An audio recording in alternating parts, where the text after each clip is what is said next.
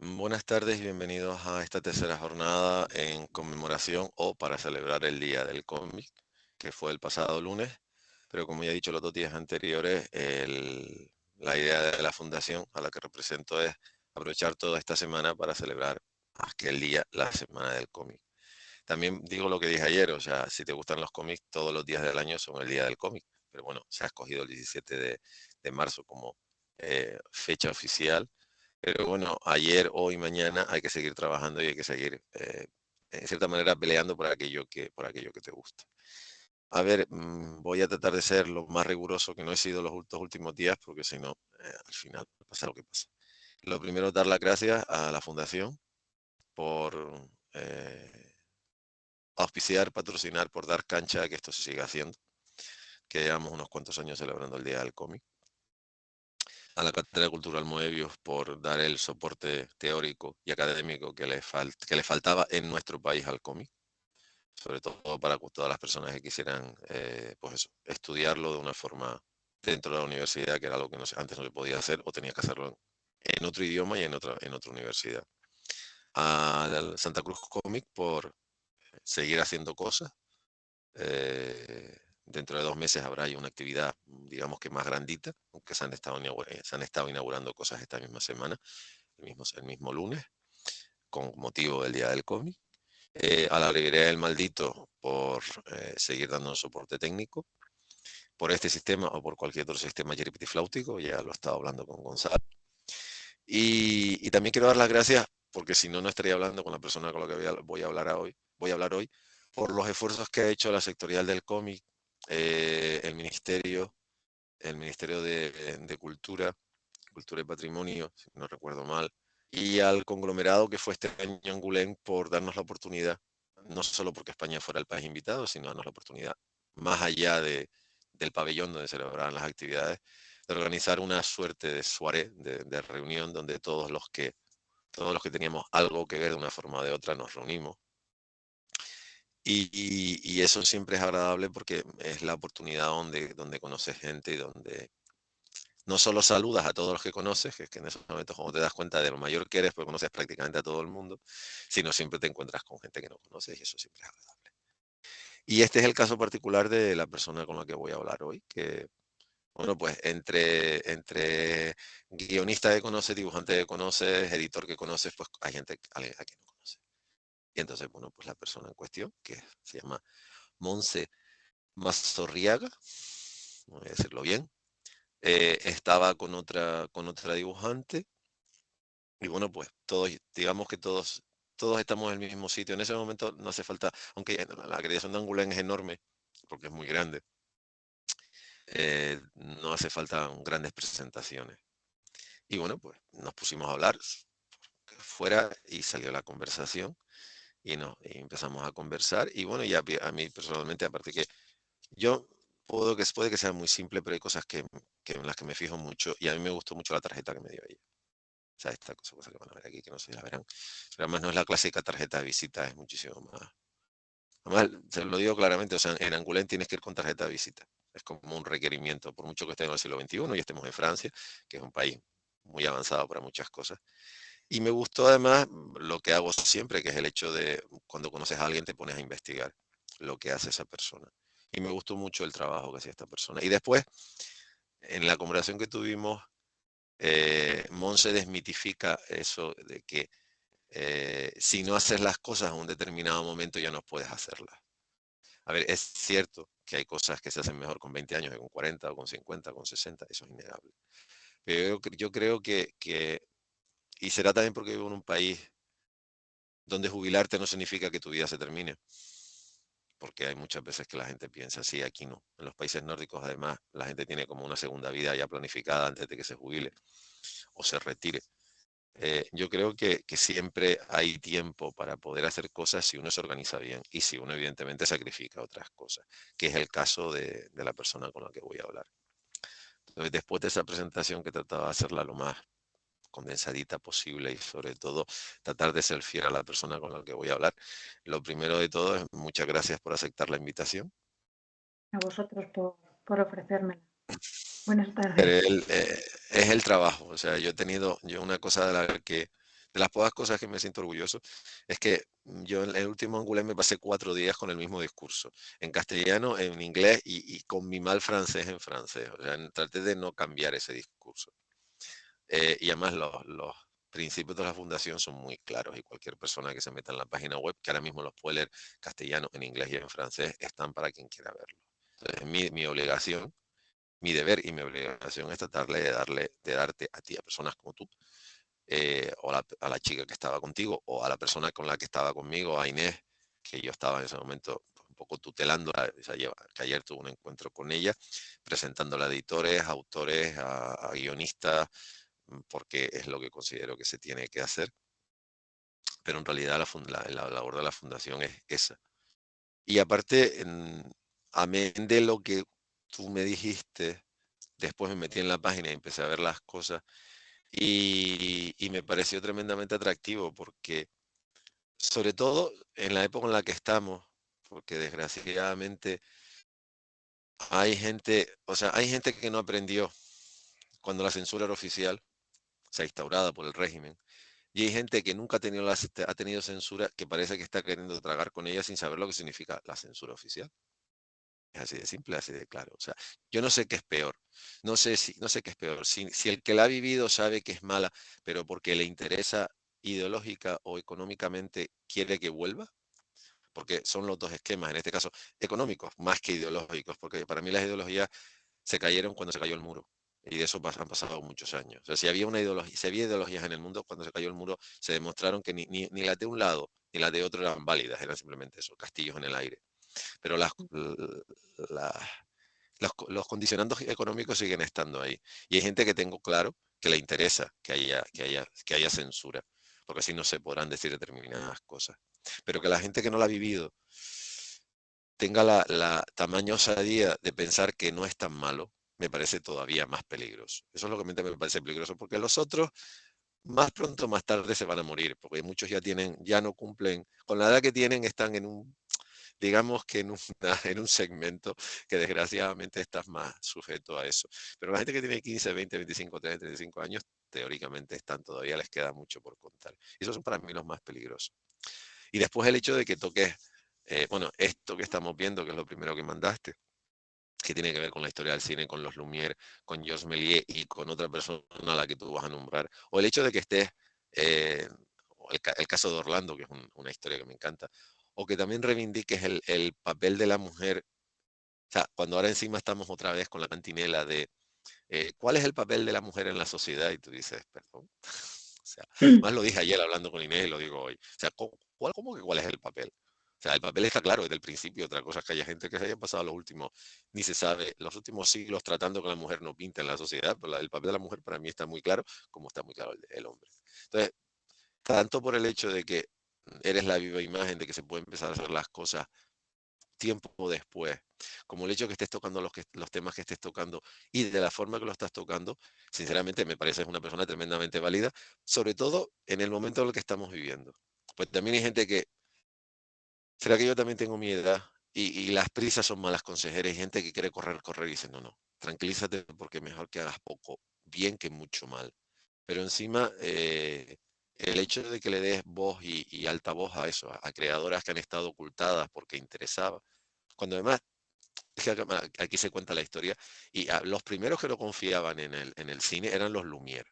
No nos engañemos, o sea, Lumière hicieron algo pero si no iba a ser por Méliès, el invento se pudre, hablando claramente, porque bueno, una cosa es Edison en Estados Unidos, que tampoco Edison era un gran director, para nada. O sea, Georges Méliès era un director de cine, y un realizador y un montador. Los Méliès no lo eran, y Edison sería un gran inventor, pero como cinematógrafo la verdad es que no daba más de sí. Y después hay mujeres alrededor que hicieron grandísimas cosas que han estado ocultadas hasta ayer por la mañana y siguen estando en cierta manera. Entonces, de una forma con 10, 100 o 1000 palabras cuenta. Yo supongo que a ti te gustaba dibujar desde el principio, pero ¿cómo se pasa de voy a dibujar, no voy a dibujar, tengo una vida y después vuelvo a dibujar? Pues la verdad es que me ha encantado todo lo que has dicho, ¿eh? Es importante seguir Gracias. reivindicando y sobre todo sacar del olvido a las que realmente sentaron las bases para que nosotras hoy en día las podamos reivindicar y reflejarnos en ellas. Está muy bien que en la actualidad haya pioneras, que también las hay, evidentemente, ¿no? Y de unos años acá. Lo que pasa que yo creo siempre, y siempre lo he querido así, que hay que saber de dónde viene todo. Y cuando Mm, uno tiene el conocimiento de dónde viene todo, creo que puede pensar en la actualidad, en lo que vendrá mañana y de una manera más clara y más sensata. sí, más ¿Y cómo lúcida, sí, empecé? de acuerdo. Yo empecé, pues empezaba a ilustrar. A mí me gustaba ser ilustradora. Yo había dibujado siempre y me gustaba ilustrar. El mundo del cómic no lo tenía contemplado todavía, aunque hemos sido lectores en casa y seguimos siéndolo y tenemos un montón de cómics de diferentes temáticas.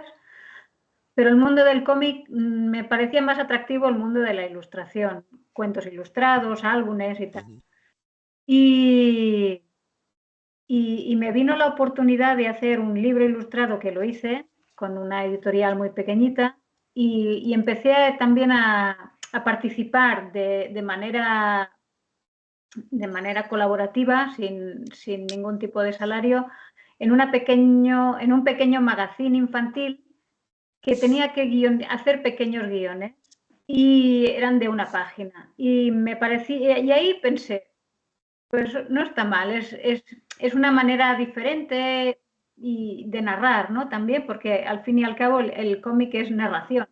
Está el texto, pero la imagen también narra, o sea, es una mm, suma de los dos conceptos, narración e imagen.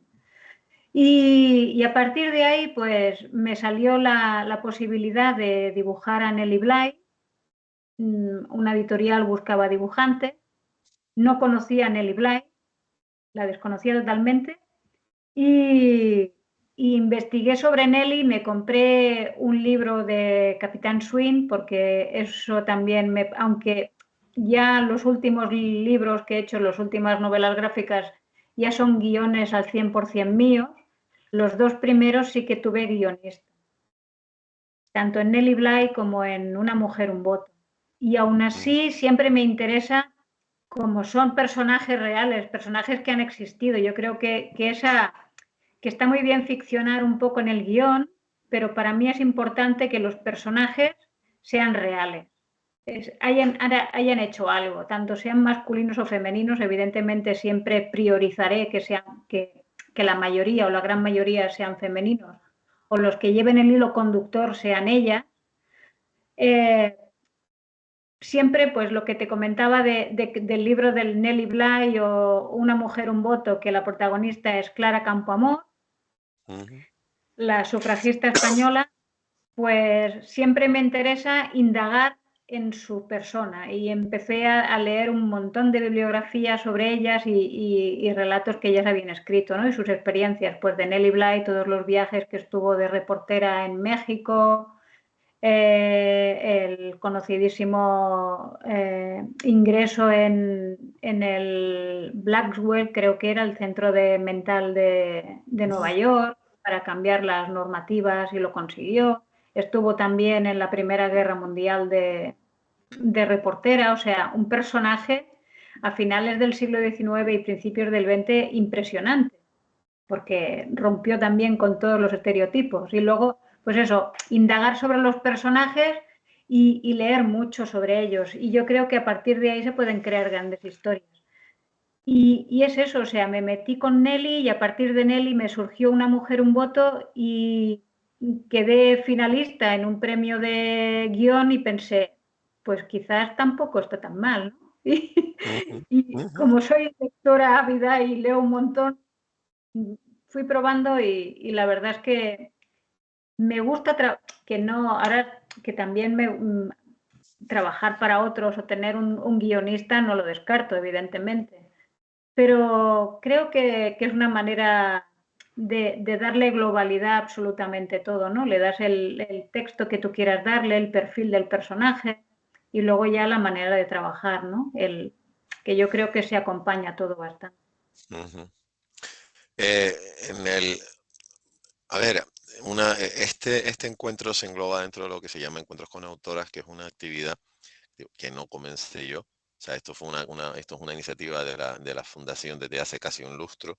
Lo único que yo he sido buscar autoras, vamos a decirlo así. Pero yo recuerdo hace 20 años, que fue cuando yo empecé a ir al Salón del Cómic de Barcelona, que era en ese momento el referente en España. Después ya cuando te vas a otro sitio te das cuenta que las cosas son distintas, pero bueno, en ese caso era lo más que había. Y en el Salón de Barcelona hace 20 años siempre había la consabida mesa de autoras, que era sentar a 4 dibujantes a hablar de su trabajo. Y yo desde el primer día, la primera vez que fui, 20 años atrás, la pregunta que me hice es, bueno, ¿en qué se diferencian ellas de los otros 4 que hemos visto hace una hora? O sea, me parecía como un tanto, un tanto ridículo. Claro, hace 20 años no mucha gente sabía quién era Mary Severin.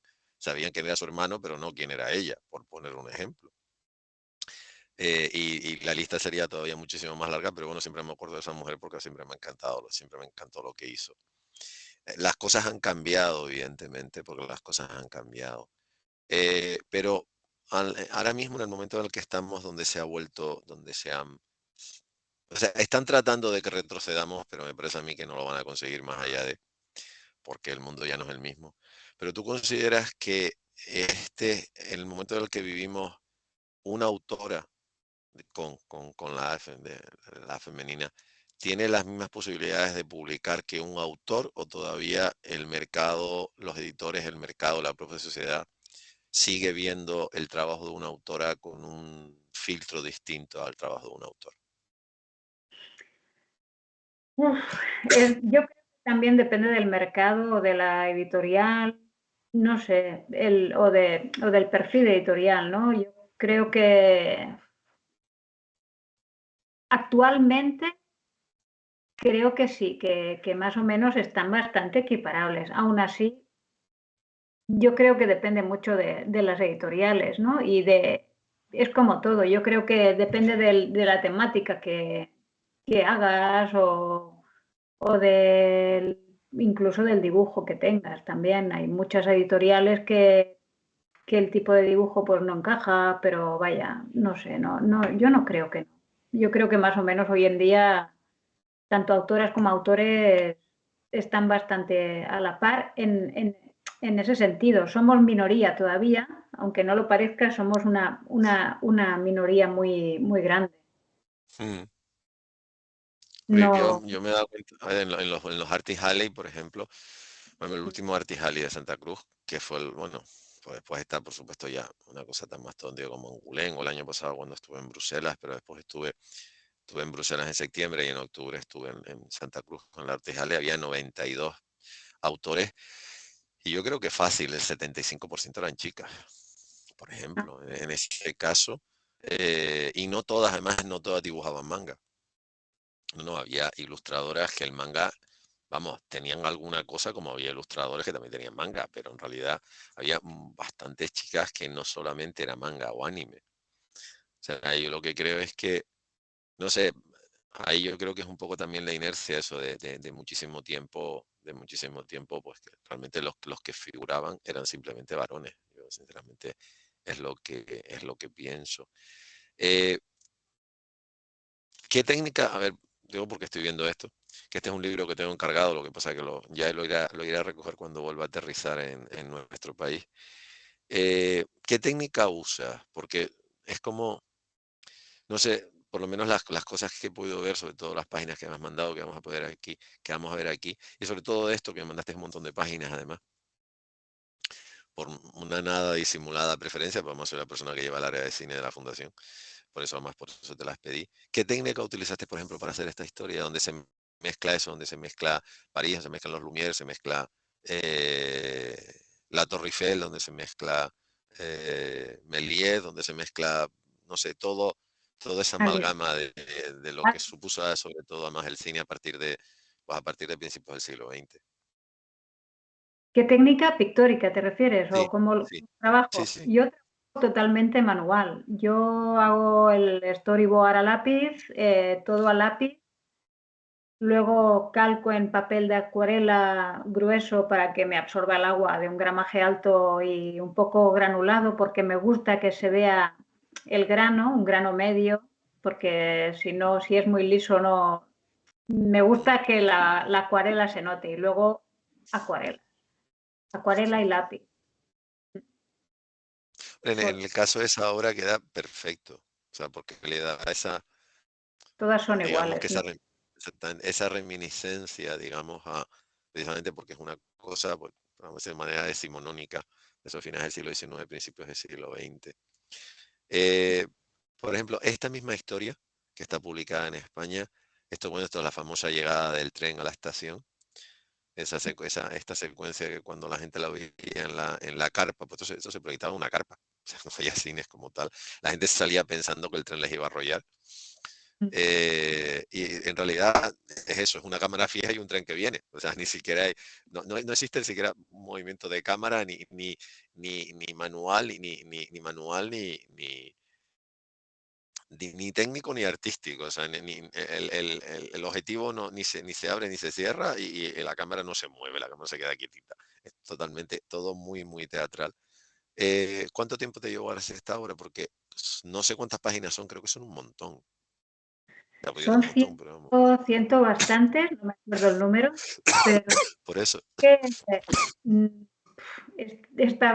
voy bastante, voy bastante rápida, en el sentido de que porque cuando ya cuando lo vendí, tardé en venderlo, uf, un año y medio o más, porque fui al Salón del Cómic de Barcelona, lo puse en las revisiones de portafolio, tuve alguna Ujú. entrevista, pero nadie dijo nada. Y luego lo fui mandando a diferentes editoriales hasta que a una le pareció interesante y lo compró, pero yo ya había empezado a trabajar igualmente porque yo creía en él, en el proyecto, me creía que era interesante, por lo tanto iba haciendo, no me quedo dormida en los laureles esperando a que alguien me diga, mire, porque también siempre está la posibilidad de, bueno, si tú tienes una idea y la vas trabajando, puedes mandarla a concursos, ¿no? También existen los concursos, o sea, no tienes que estar siempre con la finalidad de enviar un proyecto a una editorial o para que trabajes con tal editorial. Si la editorial surge bien, no, pues yo creo que hay que seguir buscando y no quedarse quieto. Eso es importante. Ser constante y tirar adelante, o sea, no estar pensando, ay, es que esta no me sale. Bueno, pues genera otra idea, quizás esta tengan que mirarla más adelante y generar más ideas. No. Mira, me he encontrado ahora a principios de año con 3 proyectos diferentes, totalmente diferentes. 2 ya los he entregado y uno he empezado que lo tengo que entregar ya. Pero me encontré en un momento en que Orlando tuvo un parón, me dijeron que sí, pero que tenían que pararlo, no empezarlo en la fecha que ellos me dijeron, y entonces había una editorial que quería un guión histórico ficticio. Tenía en el cajón la idea de la partida, un guión histórico sobre el personaje de Ruy López de Segura, de la Ujú. apertura española, y lo mandé. Y claro, me dijeron que sí. Entonces elaboré. Y cuando estaba ya empezando a trabajar el storyboard de la partida, los de Orlando me dieron el visto bueno. O sea que ya empecé los dos a trabajar. Y luego me surgió otro. O sea que he llevado 3 proyectos a la vez totalmente diferentes y de esa envergadura.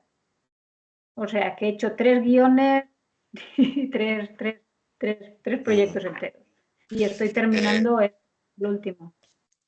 Partiendo de la base que, ya lo he dicho al principio, o sea, has tenido tu devenir personal por un sitio y después como digamos que estás viviendo, no una segunda juventud, pues a mí eso me parece también de cierta manera una bobería, sino simplemente una nueva experiencia profesional que para la que tampoco hay edad.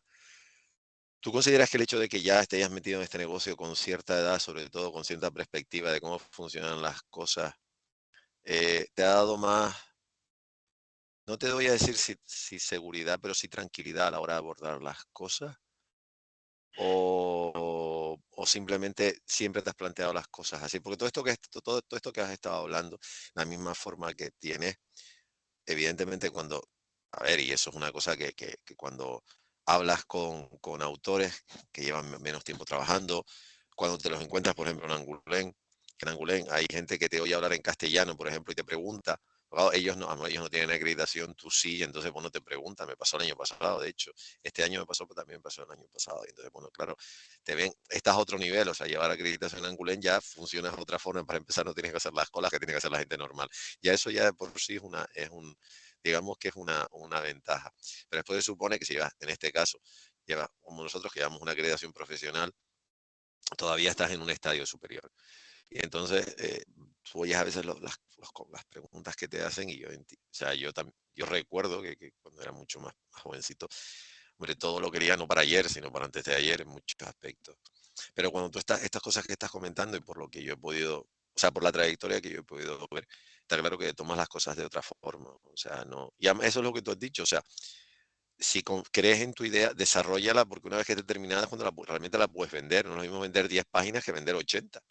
Porque a lo mejor tú puedes decir, pues mire, perfecto, ahora mismo tengo un hueco, usted me lo da hecho, vamos a hablar de condiciones y se lo publico. Hay cosas a veces que la gente no lo entiende. Que estoy haciendo un trabajo de más. No, que a veces el editor tiene 5 minutos o 10 minutos. Entonces tú le planteas el menú de delante y dice, oye, pues esto me gusta. Dice, pues mira, sí, te lo publico sobre la marcha. Porque estaba buscando esto. Que las 10 páginas, vale, pero una cosa son 10 páginas y otra cosa son meterte en una historia de 80, de 90. O bueno, a ver, esto, para que no lo sepa, la viñeta de arriba, esto es una suerte de invernadero que se construyó Georges Méliès a las afueras de París a principios de siglo, precisamente para poder rodar utilizando la luz natural, que esto se destruyó antes de la Primera Guerra Mundial, que él tenía prácticamente todo, porque casi todo, todas las cosas, hay muy pocas cosas de las que usó Méliès que se salvaron, pues él realmente las quemó. Se quedó con algunas y después hubo cosas que se las habían quedado otras personas, pues se las había dado Méliès y cuando Méliès se le reivindicó en la Cinemateca Francesa empezaron a volver y entonces ahora, y por eso, y de hecho incluso copias de películas se daban por perdidas, que había gente que se las había llevado. También aparecieron unas cuantas en Estados Unidos, porque directamente el señor Tomás Alva Edison robó las copias y las exhibió sin pagar derechos. Además, eso es un hecho histórico. O sea, no es que a mí Edison me caiga mejor o peor, que en realidad no me cae bien a nivel cinematográfico, o sea, por lo que hizo. Pero bueno, cuando se encontraron determinadas copias, MLS reivindicó, se encontraron copias, entonces en Estados Unidos las personas que estaban en ese momento decidieron coger esas copias y mandarlas a Francia. Como pasó con el viaje a la luna, que la mejor copia que había del viaje a la luna estaba de manera legal en la filmoteca catalana. Y por un acuerdo con la Cinemateca Francesa, pues ellos se quedaron con esa copia y a la filmoteca le dieron las películas de segundo de Chaumont. Y ese es el famoso invernadero, se le conoce más como el invernadero de Méliès, que además es un prodigio es un prodigio de maximizar recursos. O sea, cinematográficamente hablando, Méliès puso las bases de prácticamente todo lo que ustedes se pueden llegar a imaginar, más de lo que se pueden llegar a imaginar.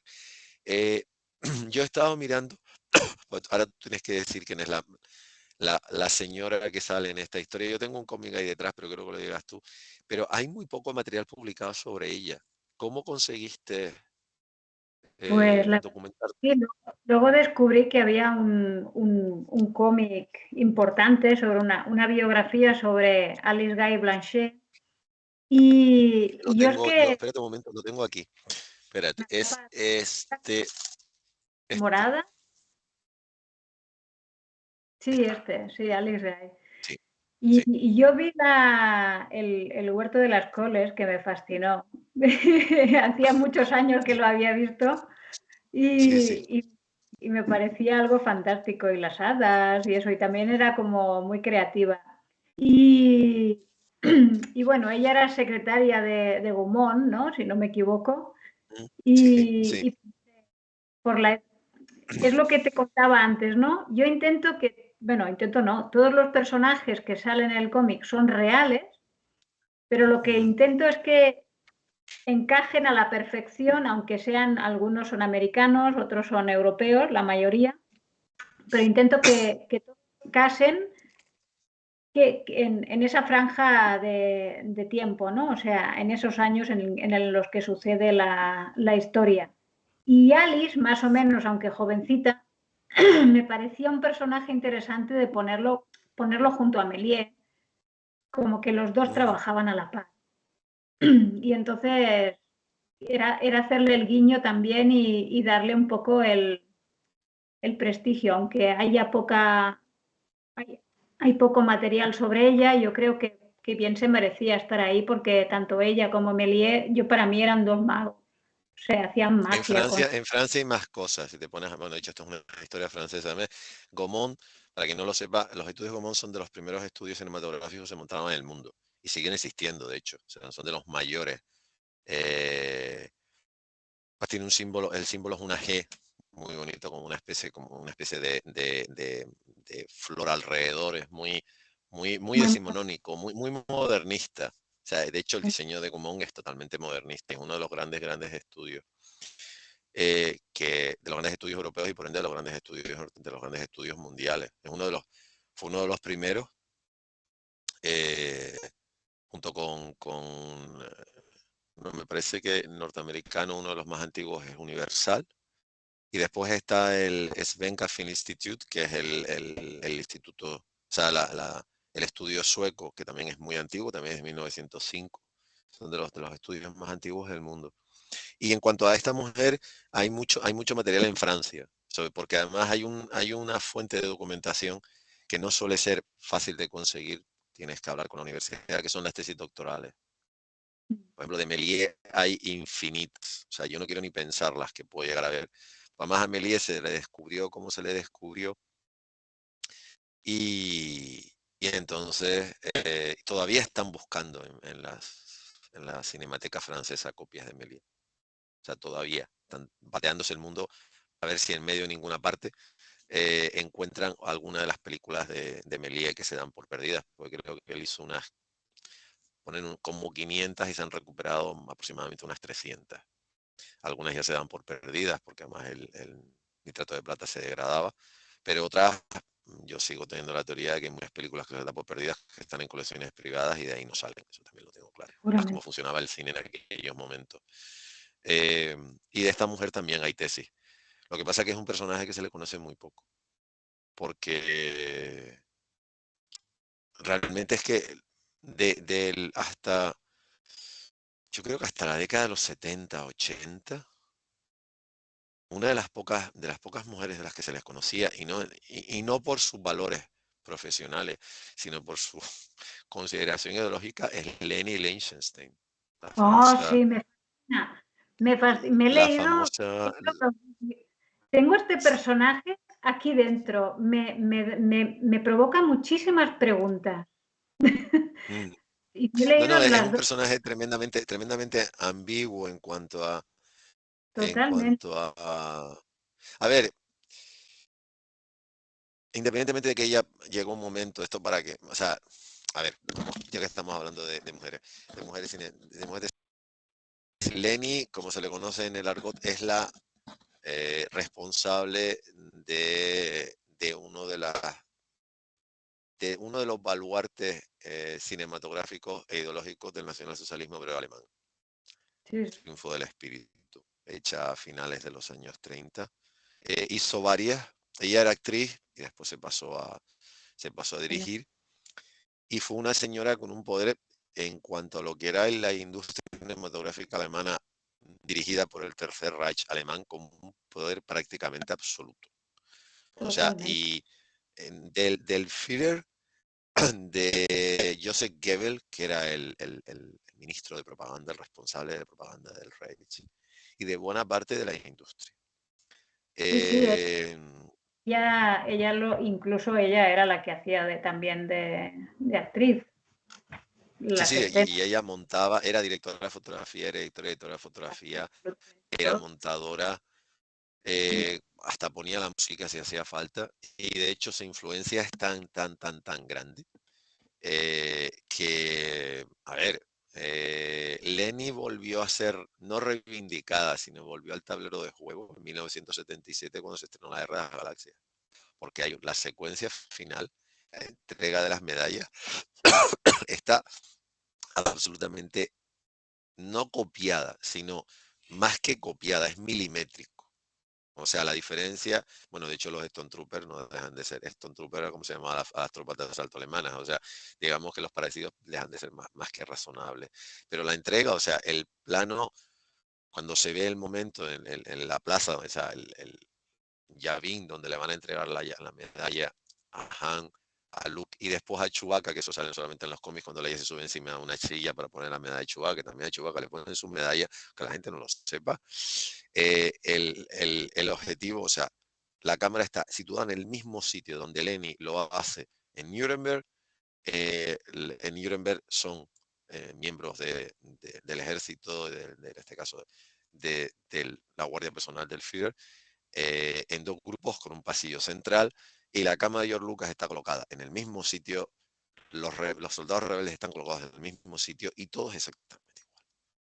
Porque es que es una de las cosas que se estudiaba. Y vamos a ver, no sé si lo sabrán, pero uno de los profesores de George Lucas y Steven Spielberg fue Jerry Lewis, el cómico, que era un señor director. Y Jerry Lewis era judío, y Jerry Lewis no le tenía ninguna simpatía al régimen nacional socialista obrero alemán, entre otras muchas cosas porque parte de su familia murió en la Segunda Guerra Mundial. Y él nunca disimuló, de hecho, que era judío. Pero esa era de las cosas que se enseñaban en la Escuela de Cinematografía de la Universidad de California. O sea, Lenny siempre se la ha tenido. Lo que pasa es que es un personaje no solo tremendamente ambiguo en cuanto a que ella nunca dijo, ella no es que hiciera apología del régimen más allá de, o sea, no es como el caso de Thea No, von Harburg, la mujer de Friedland, que se afilió al partido nazi, de las sí, razones por las cuales Friedland cogió el avión y se fue a Estados Unidos. O sea, el caso de Thea von Harburg era militante confesa. El caso de Leni, lo que era una grandísima artista que se puso al servicio de una ideología moralmente cuestionable.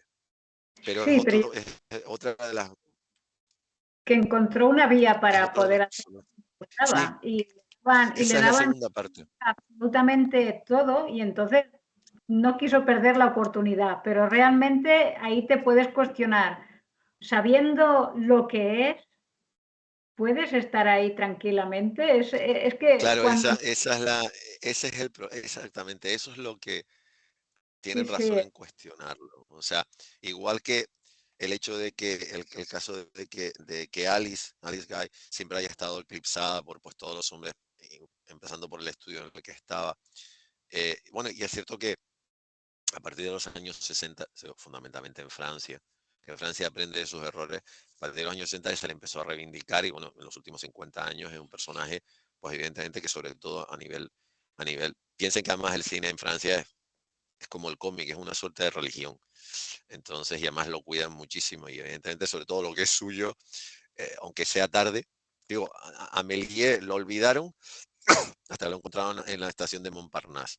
Una vez que lo encontraron, se acabó el olvido y entonces ahora Méliès está en la sopa, por decirlo de una forma clara. De hecho, sin ir más lejos, los premios europeos a la mejor película de cine de género son los premios Méliès. O sea que es así, de cierta manera ellos aprenden de sus errores. El caso de Leni Riefenstahl es totalmente distinto en cuanto a que es un poco como Albert Speer, que es lo que dijo el abogado, el fiscal norteamericano en Nuremberg. O es la persona más tonta del mundo, o es la persona más mentirosa del mundo. Porque alguien que está eh, comiéndose, desayunando, comiendo y cenando con el Führer, que te diga que no sabía lo que estaba pasando, ¿vale? Él se dedicaba a llevar, a que se produjera más que ningún sitio. Pero hombre, tampoco es que los que estaban alrededor no hicieran apología de lo que estaban haciendo. Pues el caso de sí, sí. Leni, vale que quizá al principio, eh, una vez que el régimen llegó, hombre, sí había campos de concentración ideológica en Alemania, sí, prácticamente desde el minuto cero.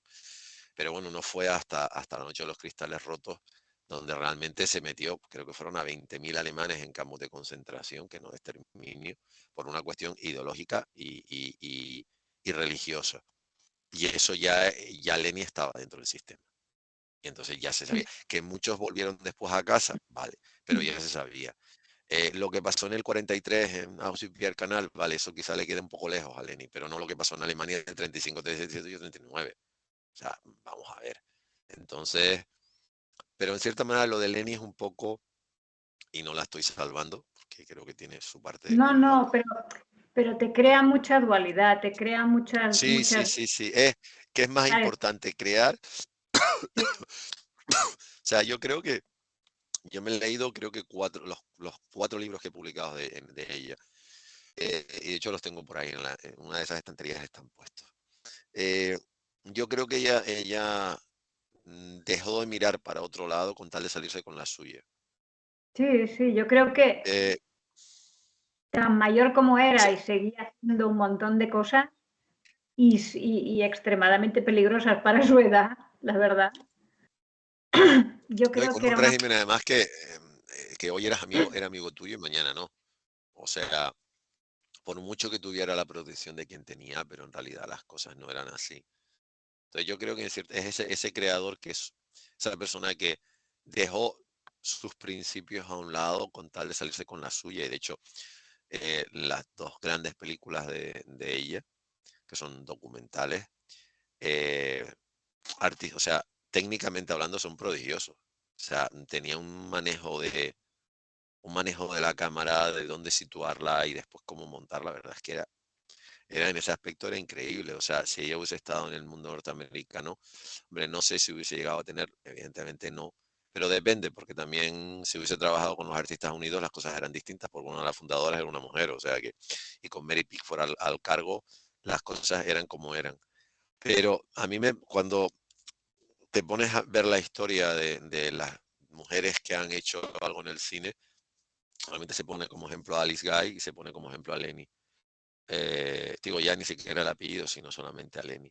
Y a mí personalmente el hecho de que a mí personalmente, como persona que me gusta el cine, me gusta la historia del cine, en una industria tremendamente injusta, tremendamente torticera, tremendamente hipócrita como es la industria cinematográfica, por no decir tremendamente mentirosa consigo misma, el hecho de que la metas al lado de Méliès, que fue una persona a la que en cierta manera dejaron olvidado o que se aprovecharon de él al otro lado y eso que él montó una oficina con su hermano en Nueva York, pero aún así era imposible. Estados Unidos es un país enorme como para poder controlar los derechos de todo el trabajo que hacía.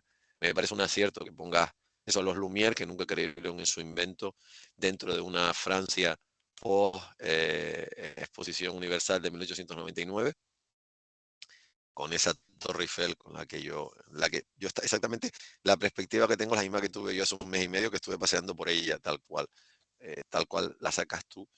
Y que si tú ves a 2 personas que para mí, aunque la gente piense lo contrario, son capitales en la historia del cine, porque fueron 2 de las primeras personas que le vieron al cine, eh, entendieron que el cine era una herramienta mucho más allá de lo que los Lumière pensaban y el propio Edison pensaba, porque Edison hacía lo mismo que los Lumière, ponía la cámara fija y Santas Pascuas, o sea, tampoco hacía mucho más. Y ya Lumière empezó a hacer sus arqueros y esta mujer con estas cámaras. A mí me gusta mucho esta portada porque se ve la cámara y la manivela, o sea, cómo tenían que rodar, que no dejaba de Sí, ser complicadísimo. Entonces a hay, mí la obra que me mandaste me parece que tremendamente, tremendamente hay válida por eso. que están los dos en la calle con una cámara así y en un momento se les atasca la manivela y sí, se lo toman con mucha filosofía los dos, pero Si no, no es que no te da otro remedio, o sea, también. era Más divertido. Ha sido, tú sabes que Méliès le compró una cámara o sea, Méliès le quiso comprar una cámara a los Lumière le dijeron que no. sí, Y sí, entonces sí. Méliès se construyó la suya, que era mejor, porque la cámara de los Méliès se atascaba con mucha facilidad. Y él se dio cuenta de los problemas, entonces él construyó una cámara que era mejor. Por eso Méliès pudo hacerlo. De hecho, Méliès es responsable, entre otras muchas cosas, de la evolución de la cámara tal y como la concebimos. Y esta mujer era muy buena con la cámara. O sea, esta mujer yo creo que la ventaja que tuvo, entre comillas, es que uno de los directores de Gamón supo ver en ella unas posibilidades que no veían otras personas. Pues digo, en este momento también tenías que darte menos codazos, pues que había muy poca gente. O sea, incluso Muy, en Estados Unidos había muy poca gente que hiciera cine. O sea, el cine era como todo el mundo pensaba, salvo los grandes visionarios, que el cine iba a durar lo que iba a durar, que iba a ser un invento pasajero, como otros tantos inventos, y que no iba a pasar de como ahí. otros tantos inventos, exacto. Hay muchos inventos que se creen que bueno, serán... Sí, y que después quedan eh, de los temas, o sea, en los temas que has tocado, ¿hay alguno que tú tengas la sensación de que se te ha quedado corto? O sea, que no has podido desarrollarlo como quisieras, que quisieras revisarlo, que quisieras ir más allá, o que quisieras, como digo yo, hacer la versión del director, como se dice normalmente, que decir, bueno, pues esto lo dejo, pero esto lo añado, o estás contenta con el trabajo que has No, pues podido hacer. no es por ahondar, pero es que yo creo que el de la luna de Verne me hubiera gustado alargarlo bastante más. Yo creo que hubiera dado mucho más de sí, pero sí que ahí me acotaron muchísimo la cantidad de páginas. Al final tuve que hacerlo como muy rápido. Aunque evidentemente que me gusta, pero sí, siempre estás un poco supeditado a la cantidad de páginas que te pide el editor, ¿eh? Eso Sí, está siempre. claro. Todavía no ha llegado el momento en que me digan lo que te salga. En el momento en que me digas lo que me salga, quizás pueda explayarme muchísimo y poner bien todo lo que me gustaría. Pero no, Pues siempre. también te pueden ir después y decir no tienes que cortar. A mí me han dicho eso, me han dicho, lo siento, pero tienes que cortar porque esto es muy largo. O sea, normalmente el editor es el que le toca. El editor es el que, nunca mejor dicho, eso lo de editar, que es el caso del cine, que es cortar. No se edita, se corta. Siempre viene alguien, más que nada, pues muchas veces no tienes claras las páginas o simplemente por necesidades de, pues porque sale muy caro, porque es un negocio. Eh, ahora o sea, no sé si habrás tenido algún problema, pero sé que hay sitios en Estados Unidos y sé que en España se están intentando prohibir historias como la de Orlando, por ejemplo. Sí. Eh, así de simple, Bueno, así de claro. cuando se prohibió en Madrid la obra de teatro, creo, no estoy equivocada, se prohibió la representación de la obra de teatro. Y bueno, un poco es lo que comentabas tú al principio, ¿no? Lo de la censura sigue todavía en boga, no sé por qué. Yo en Orlando, aquí sí que la editorial es una editorial que revisa clásicos y sí que te ponen un tope de páginas. Ellos te dicen, max, o sea, tienes que trabajarlo en 48 páginas, máximo 60 y algo.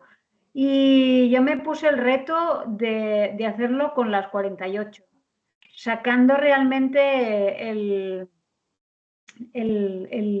la sustancia de la novela de Virginia Woolf, que a mí me parece una novela totalmente actual y que se puede leer perfectamente hoy en día y aplicable a muchos aspectos, pero yo creo que he sabido reducir bien recomponer el guión, porque aunque la única dificultad que había es que en esa novela apenas hay diálogo, no hay diálogos, Mm. es todo el narrador que lo cuenta. Y ahí, claro, he tenido que hacerlo diálogo.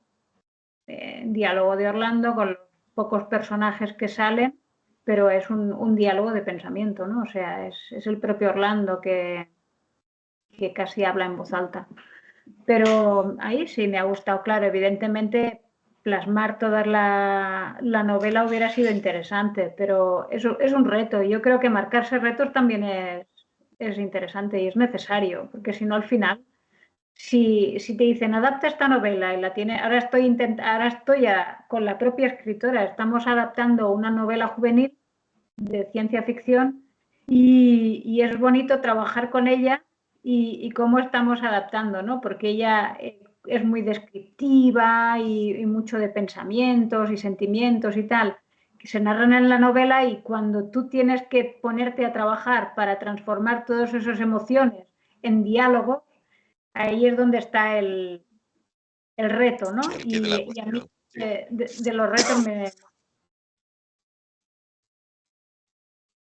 Mira, aquí está la portada de Orlando.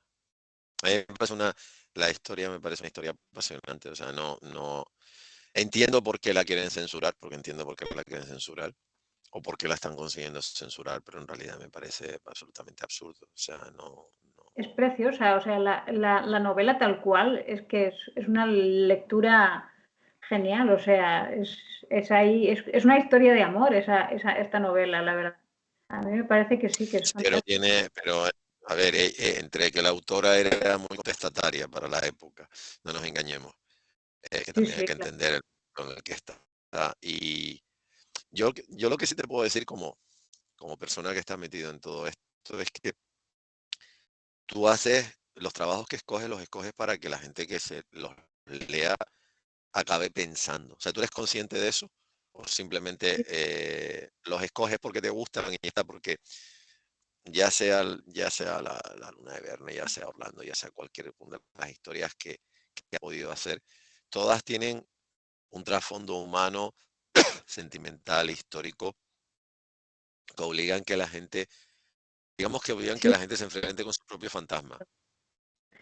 a mí me gusta, incluso como lectora, me gusta que me interrumpan para explicarme cosas. O sea, a mí me gusta leer una novela, me gusta leerme un cómic y que el autor me pare en esa lectura y me haga investigar sobre aquello. Me gusta que me creen necesidad de buscar. Entonces yo intento que en los cómics que yo hago también pase eso. No es lo habitual, no, porque nos lo dan todo como muchas veces demasiado masticado, demasiado digerido ya toda la información. Ujú. Y yo creo que es necesario el seguir buscando, investigando, indagando, ¿no? O sea, yo te digo que salen estos personajes, que no te voy a contar mucho sobre ellos, pero sí que quiero que tú después los busques, que investigues sobre esos personajes y que te cree la necesidad de buscarlos como mínimos, o en la partida, por ejemplo, en el cómic de la partida que antes has puesto. En principio, el personaje es la lucha interna del propio Ruy López de Segura entre el ajedrez y la religión, ¿vale? El juego, la fe y tal. Pero leyendo y documentándome en la época, pues descubrí un montón de personajes que digo, es que me casan un montón. Y luego leí sobre Sofonís Banguisola, que ahora también pues todo el mundo la conoce más o menos, ¿no? Aunque a veces digas el nombre y no se conoce, pero descubrí la historia de Sofonirba en la corte de Felipe II y pensé, pero esto es impresionante. O sea, aparte de que ella también jugaba al ajedrez, era una mujer muy culta, no solo en las artes, sino también en literatura y tal. Claro, ella en la corte de Felipe II jugó un papel muy importante a la hora de educar a sus dos hijas, cuando falleció Isabel de Valois, que era la madre de las chicas, la Ujú. reina portuguesa, y pensé, pero es que estos dos personajes tienen que dialogar en este cómic. Y es eso, es crear ese diálogo y apartarte un poco de narrar la historia en base a batallas y hechos históricos que están en cualquier libro de historia. O sea, tú quieres saber algo sobre cualquier batalla o sobre cualquier toma de lo que sea o Lo cualquier que quieras, concilio, todo lo que quieras. Sí. están en los libros de historia. No necesitas hacer un cómic sobre eso, creo yo, en mi punto de No, vista. no, no, no, Pero, estoy totalmente de acuerdo. O sea, libros pero sobre eso, sin ir más lejos en España, te vas al Museo Histórico del Ejército de Tierra, tienes todos los libros que quieras. Libros, ensayos, publicaciones, lo que tú quieras. Pero sobre por la así, vida, digamos que sobre la vida cotidiana, es que en realidad los cronistas de la época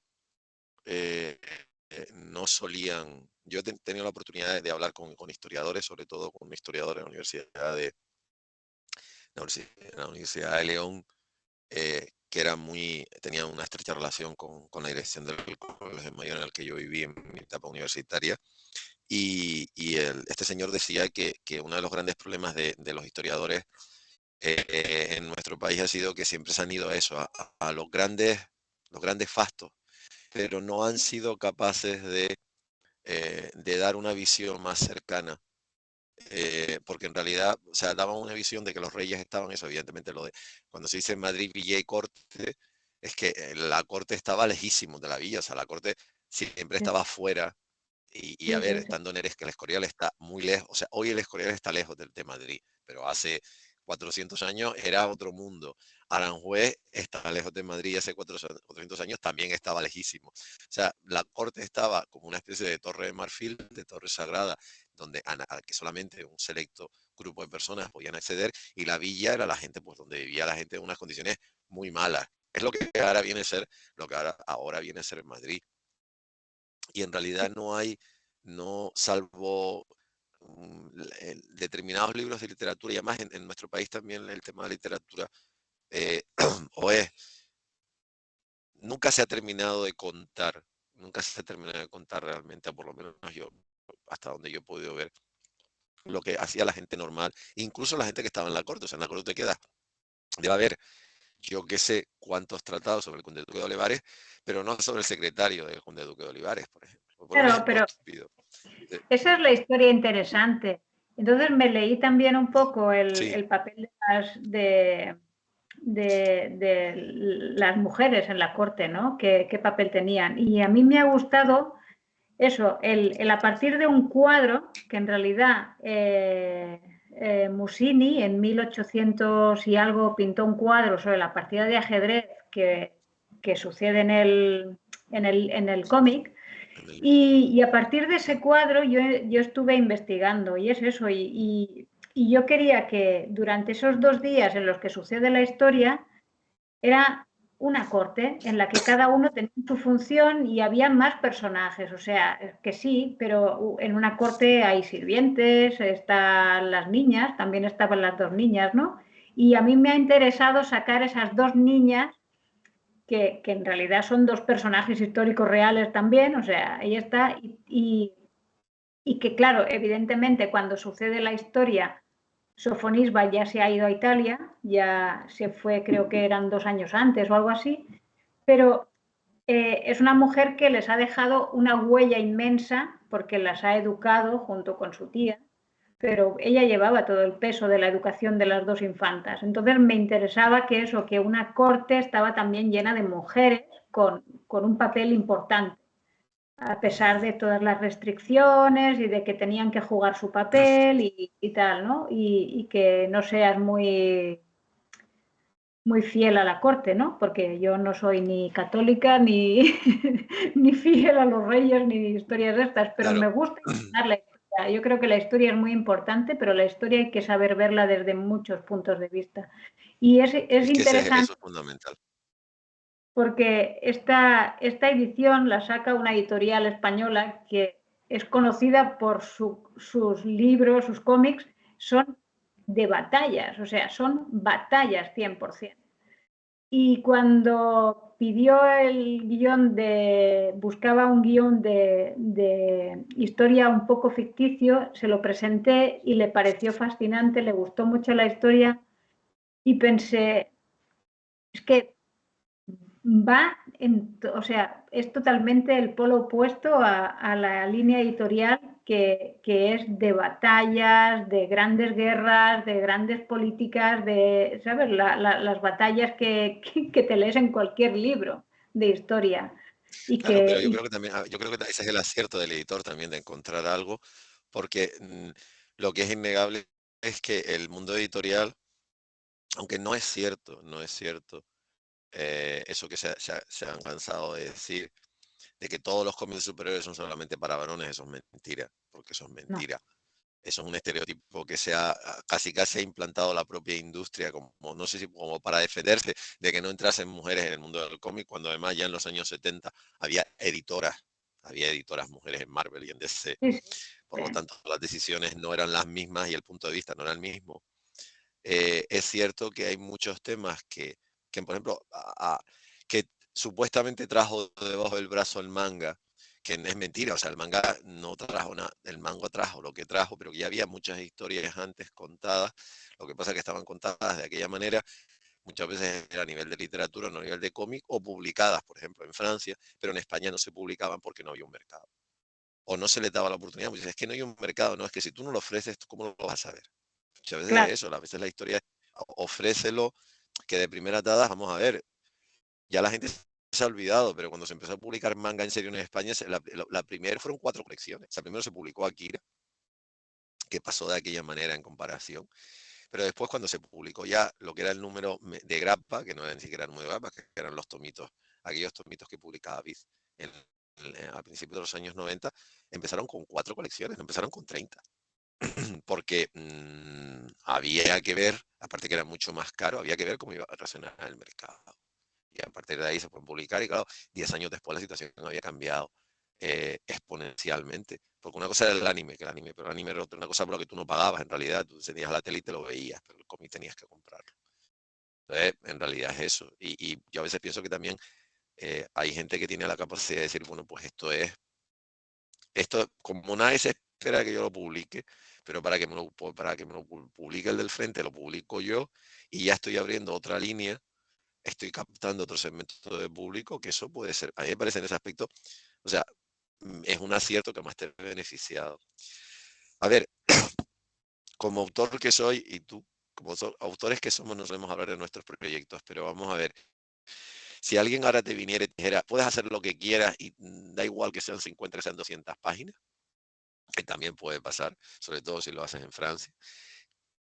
Hay algo que lleves tiempo queriendo hacer que no has podido hacer, primero porque es muy complicado y segundo porque no lo necesitarías alguien que te dijera, haz lo que quieras y después hablamos.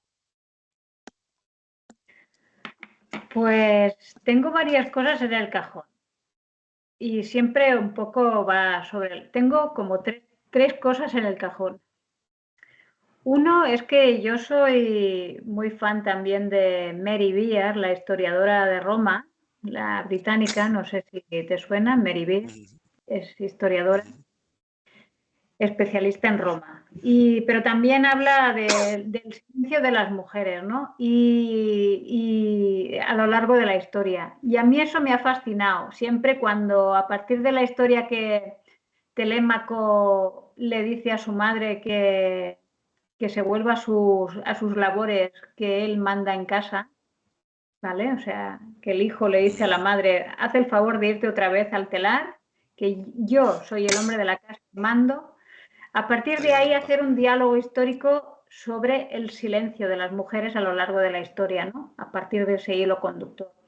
Otro también que me llevo muchísimo tiempo y este lo tengo bastante avanzado porque me leí una novela en francés, aunque leo a trompicones con un pequeño diccionario al lado en francés, sobre Morisot y las flaners, las paseantes, el flaner, la imagen del flaner francés del siglo XIX, pero desde la perspectiva femenina. Eso también me gustaría mucho y mezclado con las pinturas de Morisot. Me gustaba, no sé, porque también era como un poco como Sofonisba, ¿no? Que se plasmaban, o Lavinia, ¿no? Que hacían autorretratos y eran atrevidas y se plasmaban ellas en sus cuadros para dejarse, para pervivir en la historia.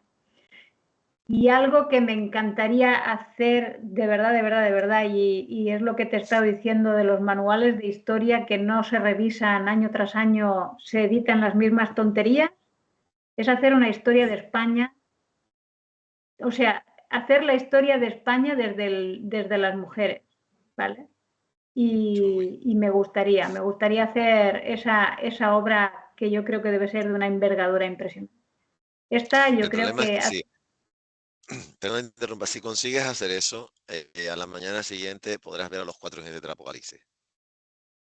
bueno, que Te lo vengan, digo que así vengan. de claro. O sea, no, yo Veremos. a mí sigo diciendo, es una de las pocas imágenes, religiosas que me encantan. O sea, a mí los jinetes me parece una iconografía, más allá de la novela de Vicente Velasco Ibáñez y de la adaptación cinematográfica, me parece una imagen absolutamente increíble. O sea, es algo...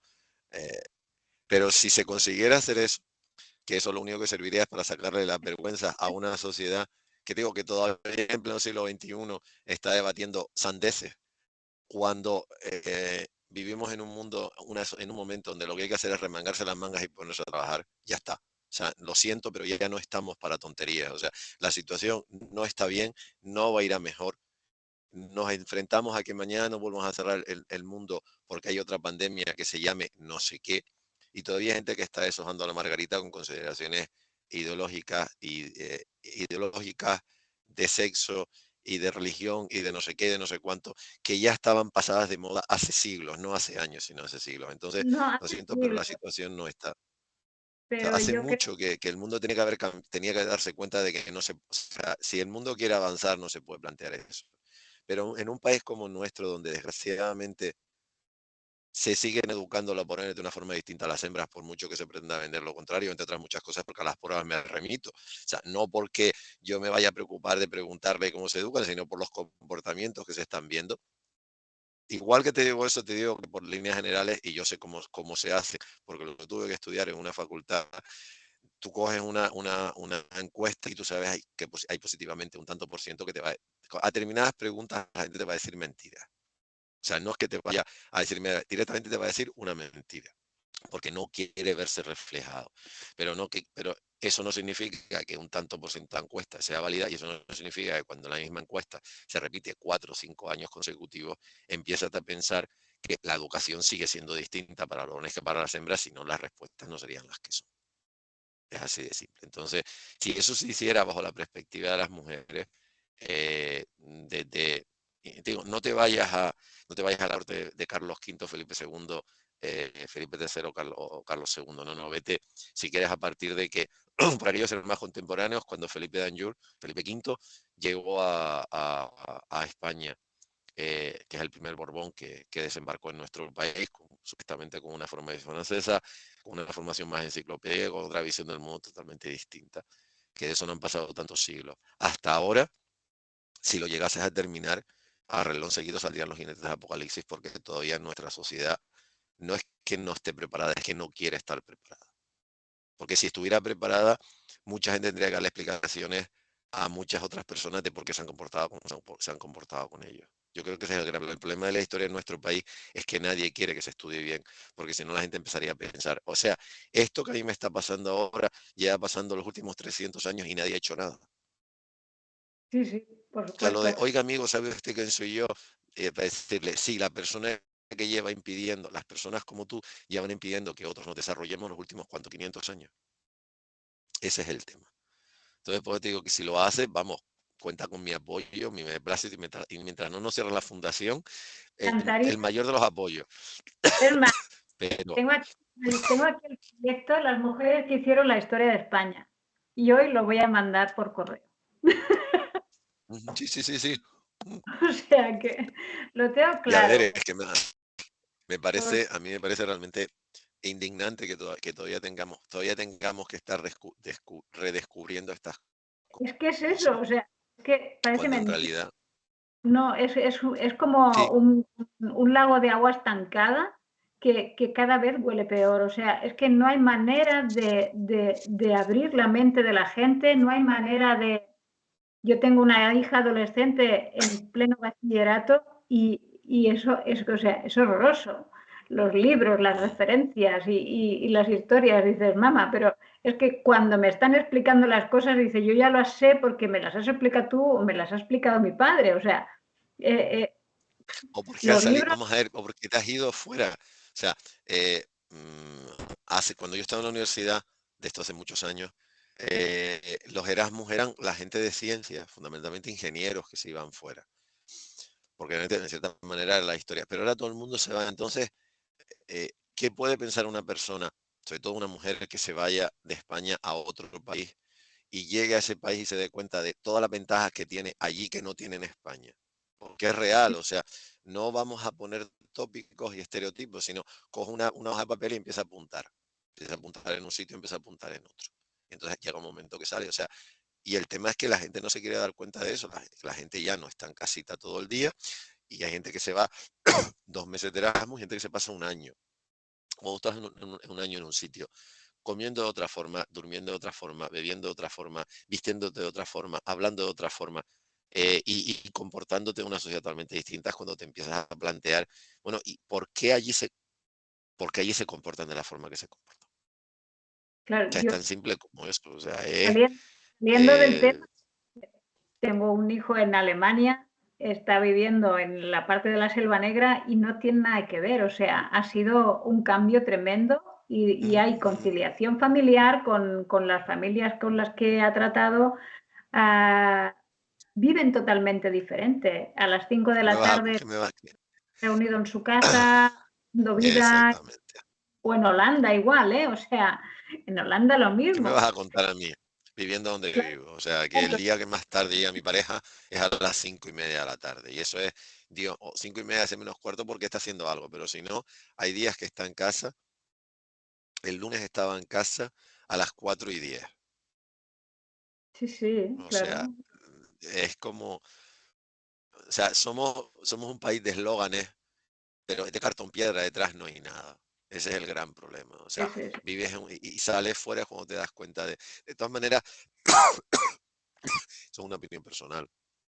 Si Sí, la gente sí, tuviese el mismo ritmo de vida, la gente no sabría qué hacer con su vida. O sea, me refiero, ya están acostumbrados a salir de casa a las 7 de la mañana, volver a las 9 de la noche y no tienen que pensar.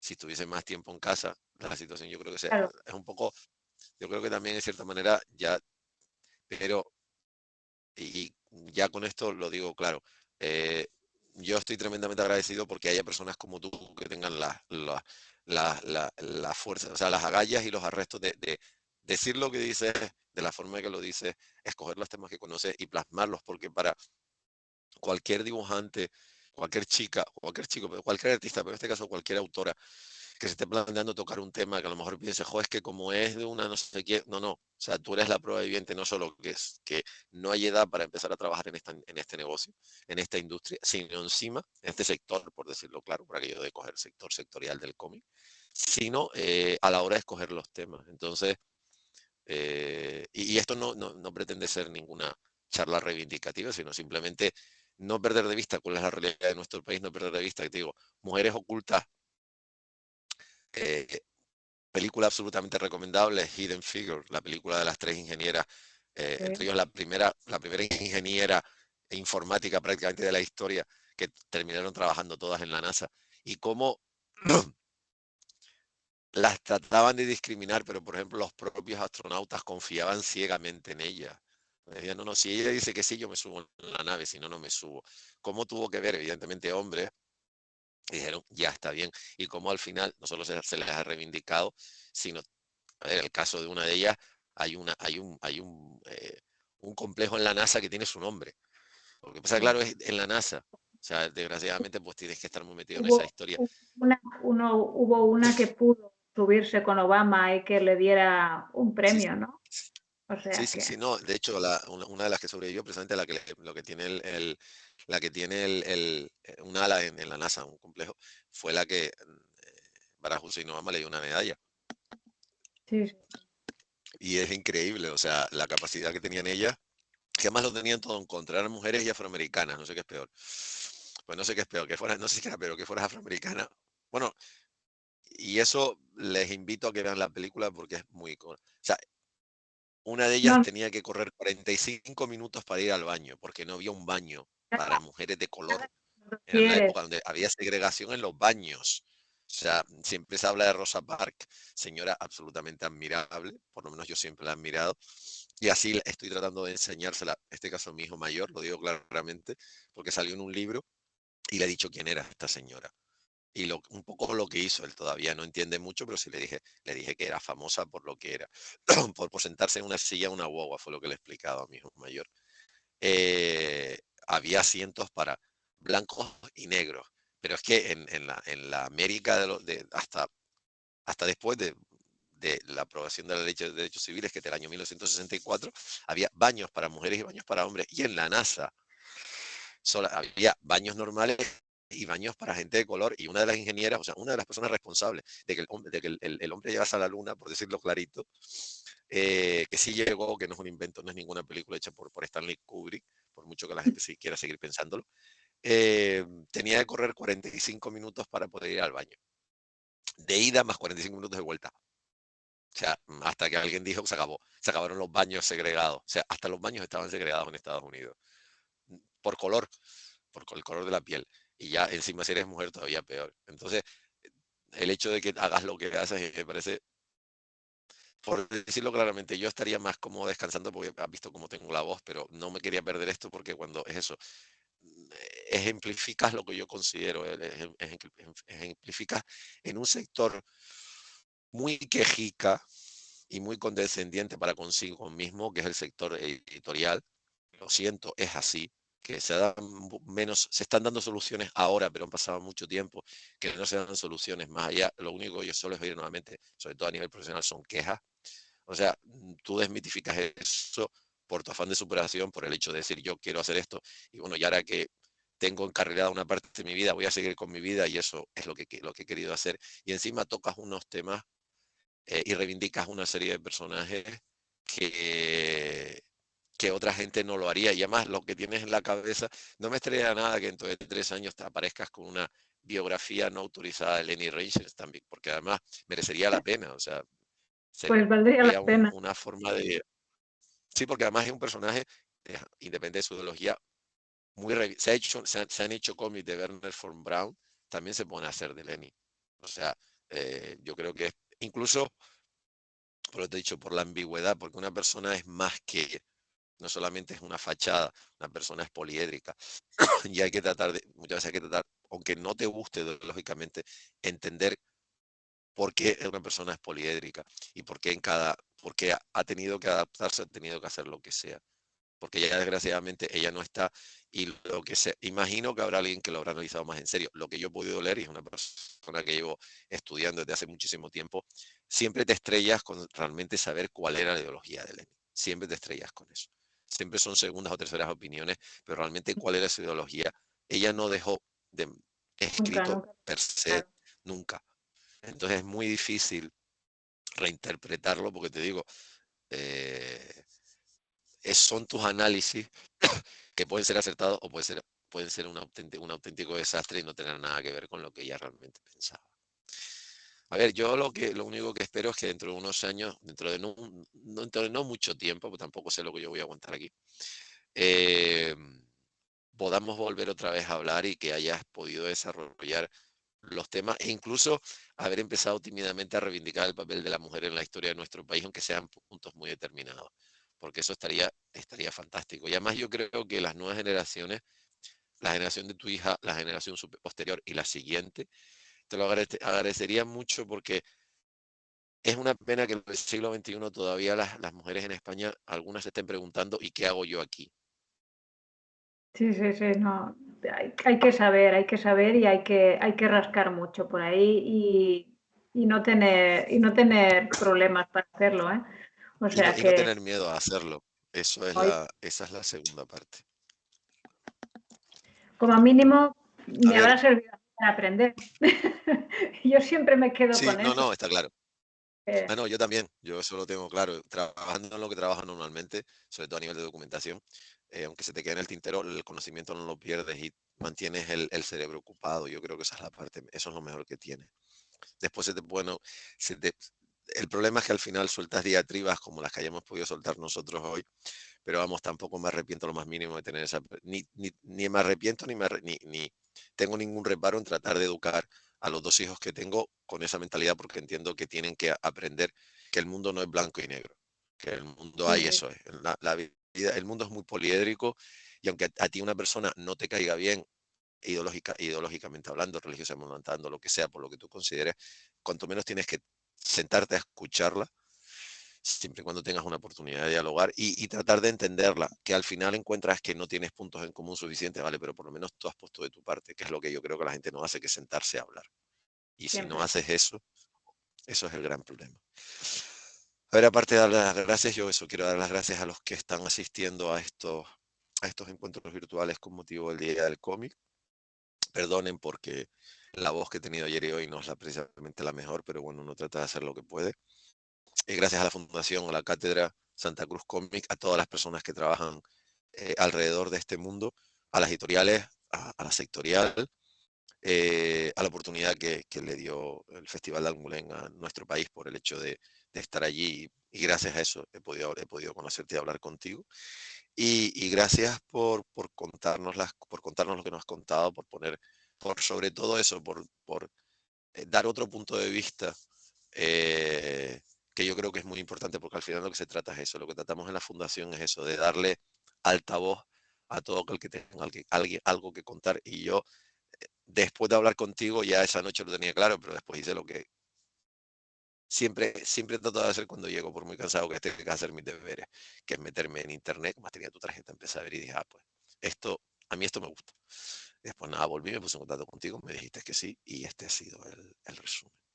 Y bueno, y por supuesto dar las gracias a Gonzalo para que esto se siga viendo y de la manera que se tiene que ver.